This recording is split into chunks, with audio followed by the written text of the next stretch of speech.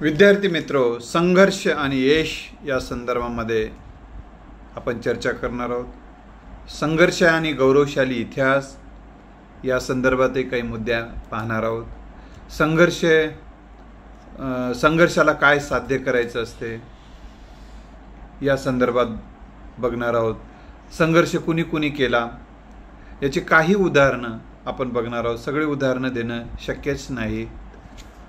तर संघर्ष म्हणजे काय? एक झुंज देणं, सामना करणं, लढा देणं, टक्कर देणं, एखाद्या प्रतिकूल परिस्थितीवर मात करणं, आपल्या विकारावर मात करणं, आपल्या द्विधावस्थेवर मात करणं, आपल्या उणिवावर मात करणं, आपल्या कमतरता सामर्थ्यवान करणं, हे सगळे संघर्षाचे रूप आहेत। प्रतिकूल परिस्थितीला अनुकूल करणं आणि प्रतिकूल मनस्थिती सुद्धा अनुकूल मनस्थिती करणं। कधी कधी प्रतिकूल परिस्थिती असते आणि आपली मानसिकता ही प्रतिकूल मनस्थिती असते। नैराश्य, दुःख, भय, चिंता, ही मानसिकता प्रतिकूल मानसिकता आहे। या मानसिकतेच्या विरोधात लढणं, पुढं प्रतिकूल परिस्थिती आहे, प्रचंड स्पर्धा आहे, प्रचंड विरोधक आहेत, सगळा अंधार उभा केला जातो डोळ्यासमोर, सगळं संपलंय म्हणून लोक जाहीर करून टाकतात।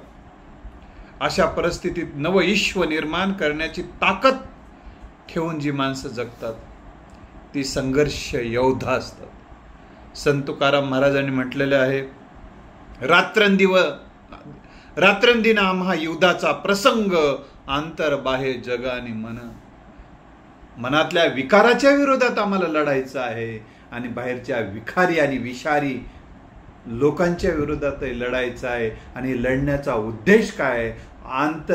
अंतर्गत परिवर्तन घडवून आणणं, स्वतःला उन्नत करणं, आध्यात्मिक उन्नत करणं, आत्मविकास करणं, मानसिक सामर्थ्य निर्माण करणं। मन करारे प्रसन्न, सर्व सिद्धीचे कारण। मनाची प्रसन्नता साध्य करून सगळ्या गोष्टीमध्ये यश संपादन करणं। त्यासाठी मनाला समाधानी करणं, मनाला सामर्थ्यशाली करणं, मनाला प्रसन्न करणं म्हणजे स्वतःच्या काबूत घेणं असा अर्थ तो शब्द आहे। आणि ही काबूत घेण्याची साधना करणं, ही साधना हा संघर्षाचं फलित आहे। साधना यशस्वी होणं म्हणजे साध्य हाती येणं आणि साधना करण्यासाठी लागतो संघर्ष।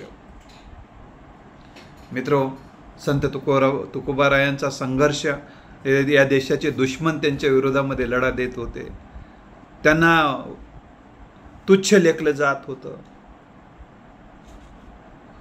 जे स्वतः तुच्छ असणारी माणसं, विचारानं तुच्छ, आचारानं तुच्छ असणारी माणसं, विशाल विचार करणारे, सर्व विष्णुमय जग वैष्णवाचा धर्म, भेदाभेद भ्रम अमंगळ असा विचार मांडून भेदाभेदाला बाजूला फेकून समतेचं ईश्वर निर्माण करू पाहणाऱ्या संत तुकोबारायांना जे का रंजले गांजले त्यासी म्हणे जो आपुले, तोची साधू ओळखावा देव तेथेची जाणावा।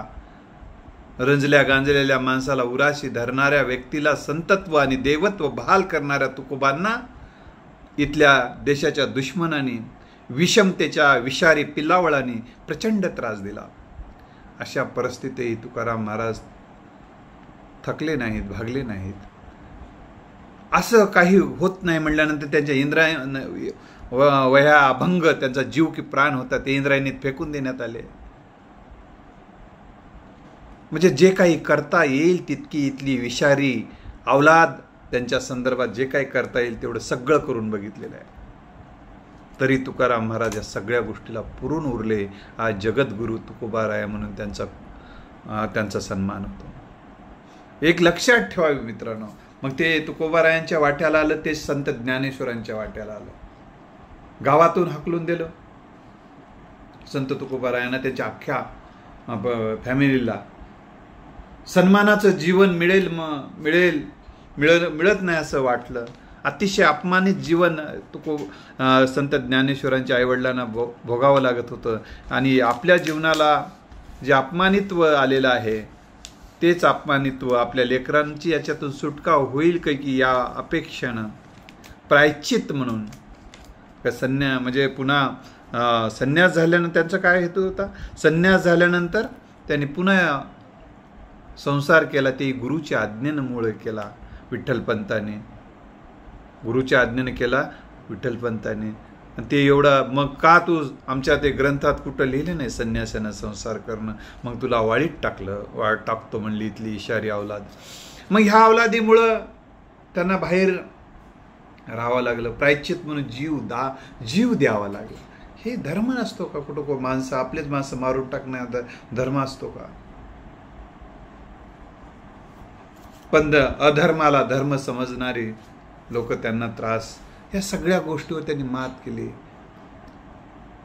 त्यांच्या संघर्ष करणाऱ्याच्या वाट्याला उदासीनता, नैराश्य, दुःख येत नाही असं नाही मित्रांनो, त्याच्यावरती मात करतात. ज्ञानेश्वरांना सुद्धा दुःख झालंच होतं, अपमानाने ते व्यथित झालेच होते, ताटी लावून घेऊन बसलेच होते ते. तेव्हा संत ज्ञानेश्वरांना चेतवण्याचं काम, त्यांचं आत्मभान जागवण्याचं काम, त्यांचा आत्मविश्वास वाढवण्याचं काम संत मुक्ताईने केलेलं आहे. तुम्ही तरुणी जगतारा, ताठी उघडा ज्ञानेश्वरा, जग झाले वने संत जन व्हावे पाणी, संततेने व्हावे जग बोलणे सोसावे. अशा पद्धतीचे प्रेरणादायी विचार संत मुक्ताईंनी देऊन ज्ञानेश्वरांना त्या उदासीनतेतून, नैराश्यातून, अपमानित्वाच्या भावनेतून बाहेर काढण्याचं पवित्र कार्य केलेलं आहे मित्रांनो. असे हे महान कुटुंबीय आहे. अनेकांना हा संघर्ष करावा लागला, संघर्ष करून त्यांनी आपले विश्व निर्माण केलेलं आहे. अशा कित्येक व्यक्तीचं छत्रपती शिवरायांचा संघर्ष, छत्रपती शिवराय म्हणजेच संघर्ष. स्वराज्याची निर्मिती ही संघर्षाचं फलित आहे मित्रांनो, संघर्षाचं फलित आहे. अनेकांनी स्वतःच्या जीवाची बाजी यासाठी लावलेली आहे. तर मी हे एवढं यासाठी सांगतोय, संघर्षाशिवाय गौरवशाली इतिहास कोणालाच निर्माण करता आला नाही. म्हणूनच उत्तिष्ठी जागृती वरानी बोधित उठा जागेवा, जोपर्यंत ध्येय प्राप्त होत नाही तोपर्यंत थांबू नका. म्हणजे काय? संघर्ष करत राहा, प्रयत्नरत राहणं हा संघर्षाचाच एक भाग आहे. प्रयत्नरत राहणं म्हणजे संघर्षाचाच एक भाग आहे. डॉक्टर बाबासाहेब आंबेडकरांनी प्रतिकूल कितली इथल्या विषमतावादी व्यवस्थेच्या विरोधामध्ये कसला संघर्ष केला. या संघर्षातूनच त्यांनी संविधानाच्या निर्मितीपर्यंत त्यांची वाटचाल ही संघर्षाच्या मुळेच त्यांनी हे साध्य करू शकलेले आहे. असे कित्येक उदाहरणं देता येतील. सिंधुताई सपकाळांचं उदाहरण देता येईल मित्रांनो. सिंधुताई सपकाळांनी जो संघर्ष केला, त्यांना जे अपमानितचं जीवन जगावं लागलं, काही दिवस तर भीक मागून जीवन जगावं लागलं, घरातून काढून दिल्यानंतर स्मशानामध्ये मधलं अन्न खावं लागलं, असं अनेक गोष्टी. पण हे संघर्ष काही जणाला नको वाटतो, कारण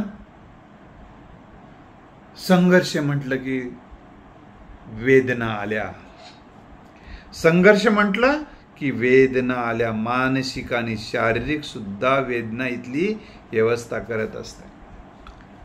ह्या वेदना दोन्ही स्वरूपाच्या वेदना सहन करून आपल्या ध्येयाप्रती अढळ राहणं हे संघर्षाचा आत्मा असतो. ही अढळता ज्यांना नको असते ती माणसं आपले हात टेकतात, विचार सोडून देतात.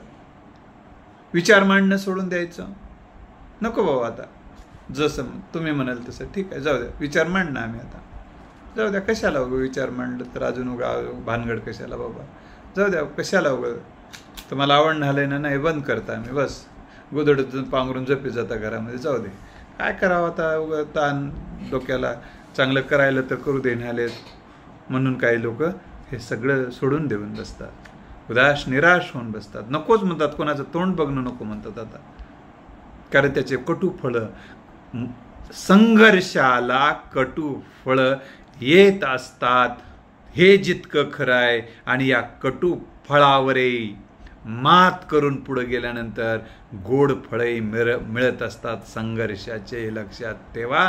संत तुकोबारायांना आज जगद्गुरु म्हटलं जातं. डॉक्टर बाबासाहेब आंबेडकरांना कुठे स्थान दिलेलं आहे? ज्या ठिकाणी देवारा होता पूर्वी, आज ते देवारा फेकून देण्यात आला. तिथे तथागत गौतम बुद्ध आणि डॉक्टर बाबासाहेब आंबेडकरांच्या प्रतिमा असताना दिसतात. तिथे पूजा करण्याचं नाही, प्रेरणेचं एक प्रतीक म्हणून. लक्षात आलं? म्हणजे तिथं त्या ठिकाणी जागा मिळवलेली आहे, हृदयात तर आहेच. छत्रपती शिवराय हे आमचे दैवत म्हणून लाखो लोक मानतात, लाखो. त्यांच्या आजही नावासाठी जीव द्यायला तयारी आहे.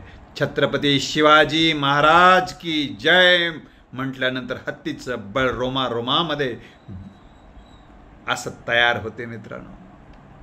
ही जी ताकद आहे त्या नावामध्ये, त्या प्रतिमेमध्ये, ही प्रतिमा जी तयार झालेली आहे, हे जे नाव तयार झालेलं आहे, हे जे शिंबॉल तयार झाले संघर्षातून यशाचं, हे शिंबॉल जे तयार झाले छत्रपती शिवरायांचं, हे अतिशय वेदनेतून, अतिशय संघर्षातून झाल्यामुळं, ह्या संघर्षातून निर्माण झालेला हा महापुरुष असल्यामुळे आपल्याला त्यांचं आज हे नाव घेतल्यानंतर वीरश्री आपल्या मनामध्ये निर्माण होते. ज्ञानाचं प्रतीक म्हटल्याबरोबर, ज्ञानाचं प्रतीक म्हटलं की डॉक्टर बाबासाहेब आंबेडकरांचं नाव. तथागत गौतम बुद्धांनी 40 वर्ष पायी फिरून ज्ञान देण्याचं काम केलं, दुःखमुक्तीचा संदेश दिला, अहिंसेचा तत्व सांगितलं, प्रज्ञा करुणाशील या तत्वांचा आविष्कार केला, प्रेम या तत्वाचा आविष्कार केला, आणि विपश्यना नावाची विद्या त्यांनी आपल्या वाणीतून लोकांना सांगितली. हे सगळं करण्यासाठी खूप मोठा संघर्ष त्यांना करावा लागला.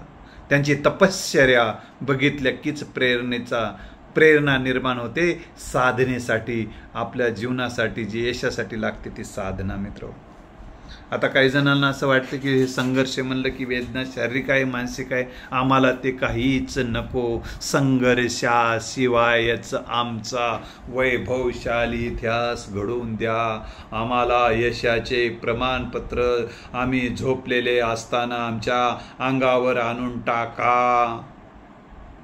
झोपलेले असताना आम्हाला चावायला सुद्धा कष्ट पडतात, चावूनच तोंडामध्ये टाका. गिटकायला सुद्धा त्रास होते आम्हाला, थोडं आपोआप गिटकायचं काय देता येत का बघा. मी ही एकीकडे हे संघर्षच करायचा नाही, चावण्यासाठी सुद्धा थोडं कष्ट करावे लागतात. कष्ट म्हणजे संघर्ष. लक्षात आलं? एकदा एक प्रयोग चालू होता. अंड्यातून पिल्लू बाहेर येत होतं. अंड्यातून पिल्लू बाहेर येत असताना मुलांना वाटलं की किती संघर्ष करतोय तो पिल्लू आत बाहेर.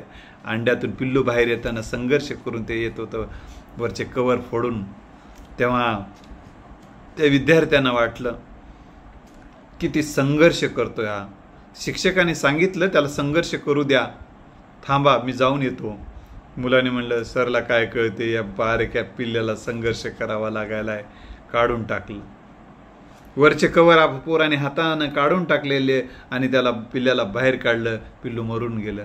कारण ते जे वर येण्याचा प्रयत्न करत होतं म्हणजे त्याचा अर्थ ते सक्षम बनत होतं. संघर्ष तुम्हाला सक्षम बनवत असतो मित्रांनो. संघर्ष तुम्हाला सक्षम बनत असतो. संघर्षाच्या दिशेने फेकलेले दगड संघर्षशाली योद्धा आपल्या यशाच्या पायऱ्या बनवत असतं मित्रांनो. दगड फेकले म्हणून रडत बसत नाही किंवा तेच दगड डोक्यात घालून घेत नाही. लक्षात आलं? ते शिक्षकांनी सांगितलं त्याच्यामध्ये बळ येत होतं मित्रांनो. संघर्षातून बळ येत असते.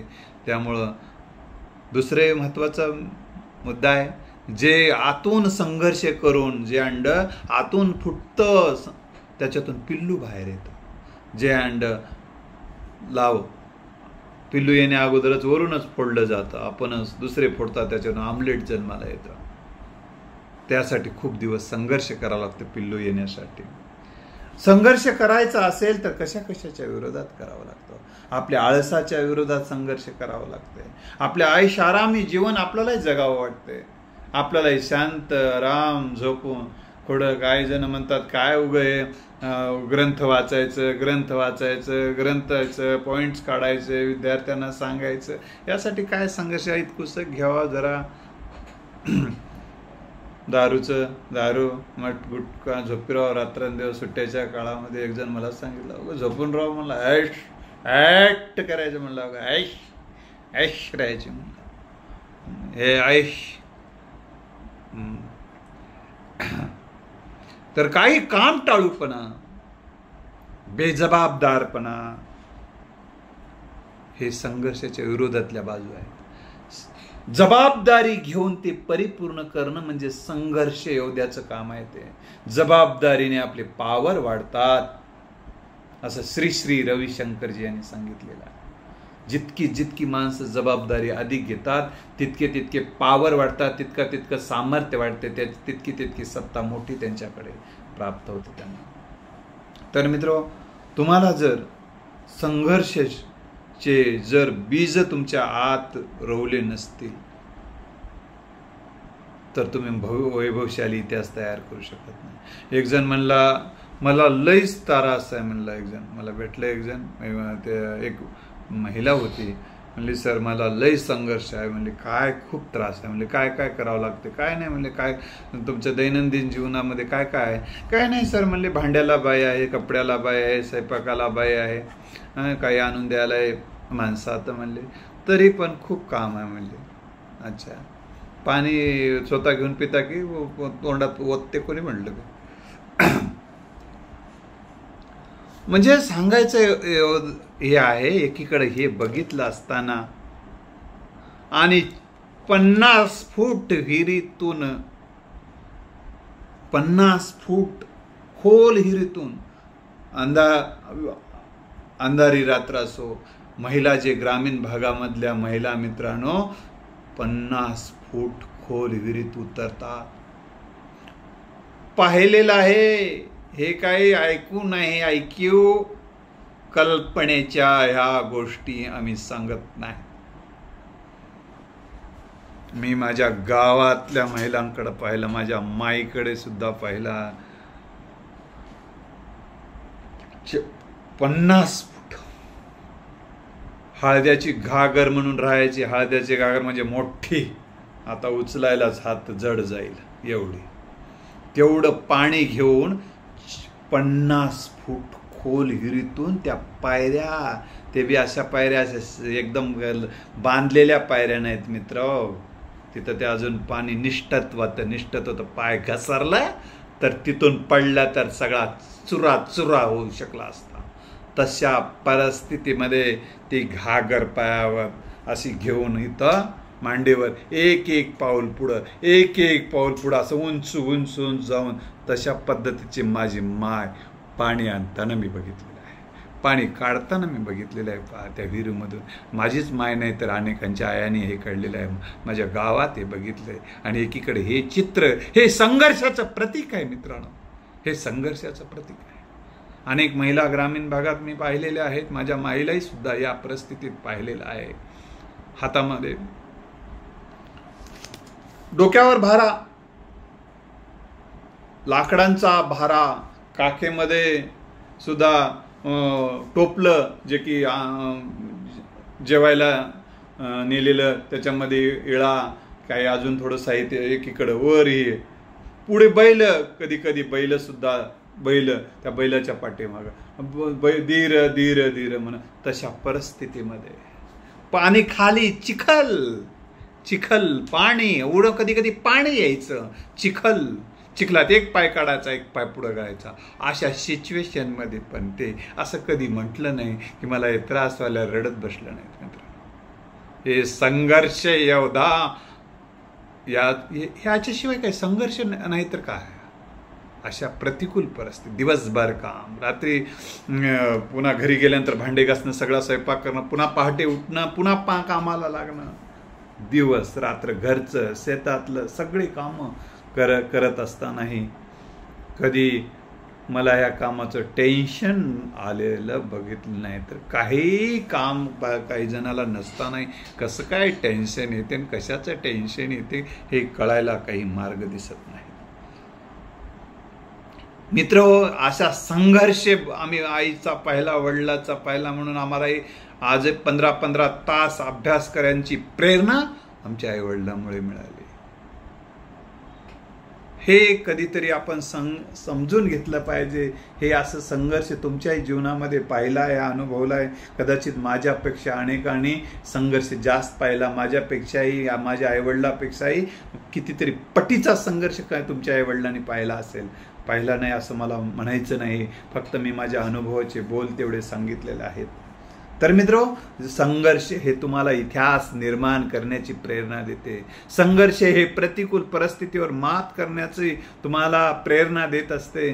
संघर्षातूनच तुम्ही सामर्थ्य निर्माण करू शकता. आणि संघर्ष करणाऱ्या माणसाला हे चिपडे फिपडे काही जे बोलतात ना, काहीतरी असल्याचं कसल्याच काय वाटत नाही त्यांना.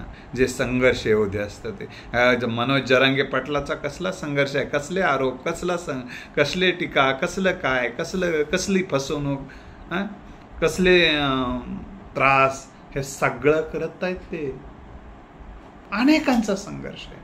हा संघर्ष मला हे एवढं सांगण्यामागचा हेतू विद्यार्थ्यांना होता. पोरांनो, तुम्हाला लई संघर्ष वाटत असेल तर एकदा 45-44 डिग्री सेल्सिअस तापमानामध्ये माझा शेतकरी बांधव कसा काम करतो एकदा बघा. वरून प्रचंड उन्हाच्या धारा, अंगातून घाम गळतोय, नांगर हाकताना पोटाचे पिळे पडतात, पोटाला असा पिळा पडतो. नांगर म्हणजे जमिनीतून हाणावं लागतं, ते माती काढावी लागते, मध्येच मूळ येते, ते मूळ आली तर असा त्या मुळीला तोडून पुढे जावं लागतं. पोरांनो, हे एकदा बघा तुम्ही. कधी कधी नांगर हाकताना कधी पायामध्ये धसकट काटा शिरतो, रक्त बंबाळ होते, तिथं आयोडीन नसते, डॉक्टर नसते. पोरांनो, तिथं तिथलीच माती घेतली जाते आणि त्या जखमेवर टाकली जाते आणि पुन्हा अवथानला जातो. हे माझ्या कुटुंबामध्ये मी अनेकांचं बघितले. माझ्या बाबाला मी बघितलेलं असा नांगर हाकताना. हे तुम्ही कधीतरी अनुभवा, म्हणजे तुमच्या लक्षात. कसला एसी मध्ये बसून थंड थंड थंड थंड ठिकाणी बसून अभ्यास करायला लई त्रास वाटायला लागलाय, लई त्रास वाटायलाय. हे बघा, मग या ठिकाणी तुम्ही मसाल भाजून जाईल, भाजून तडफडून जसं कोंबड जसं इस्तव्यात टाकल्याने तडफड करते ना, अशा उन्हामध्ये तुम्ही तडफडून मारून जाल एखाद्या वेळेस. अशी अवस्था आहे. असं जगणंच अवघड होऊन जाईल. संघर्ष करणं दूरच राहिलं जाईल.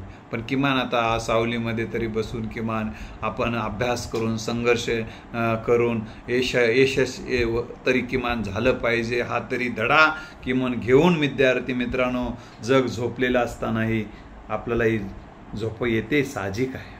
लोक टर खाऊन घोरत झोपतात, तेव्हा मला माहीत आहे याची, त्यावेळेस थोडंसं कमी खावं लागतं.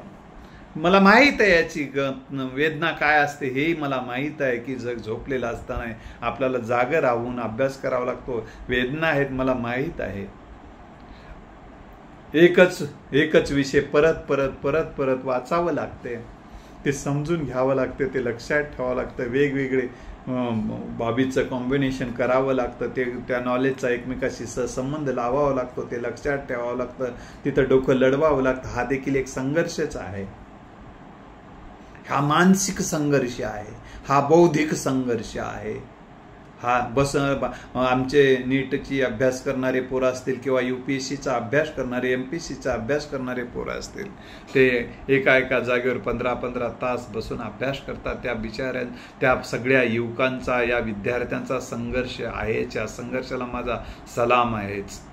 पण थांबू नका, आतून कमी पडू नका पोरांनो, आतून कमी पडू नका. स्वतःला जागवा, पेटवा, आतून पेटवा आणि संघर्षशील राहा आणि म्हणा की माझ्या आईवडिलांचं मला स्वप्न पूर्ण करायचं आहे, त्यासाठी रात्रींचा दिवस करेल परंतु यशस्वी होईलच. जगातली कुठलीही शक्ती मला यशापासून रोखू शकणार नाही. प्रचंड यश मिळवणार आहे. प्रत्येक पाऊल माझं यशाच्या दिशेनं जाणार आहे. किती अंधार जरी केला समोर उभा तरी उजेड निर्माण करण्यासाठी मी सज्ज आहे. आत दीप भव, आतला प्रकाश मी निर्माण करून जग प्रकाशमान करेल असा निश्चय आणि निर्धार करून. निश्चयाचे बळ तुका म्हणे तेची फळं असे प्रेरणादायी विचार आहे का. असाध्य ते साध्य करिता सायास कारण अभ्यास तुका म्हणे. असाध्य ते साध्य करिता सायास कारण अभ्यास तुका म्हणे. असाध्य गोष्ट अभ्यासाच्या बळावर साध्य होऊ शकते. संघर्ष, अभ्यास म्हणजे एक संघर्ष असतो, संघर्षाच्याच बळावर हे साध्य होत असते. ओले मूळ भेदी खडकाचे अंग, अभ्यासाशी सांग कार्यसिद्धी. ओली मोळ जर खडक भेदून जाऊ शकते तर तुम्ही प्रयत्नाच्या बळावर यशाचे शिलालेख कोरू शकता. तुमच्या यशाच्या शिलालेख कोरण्याला माझ्या लाख लाख शुभेच्छा. धन्यवाद.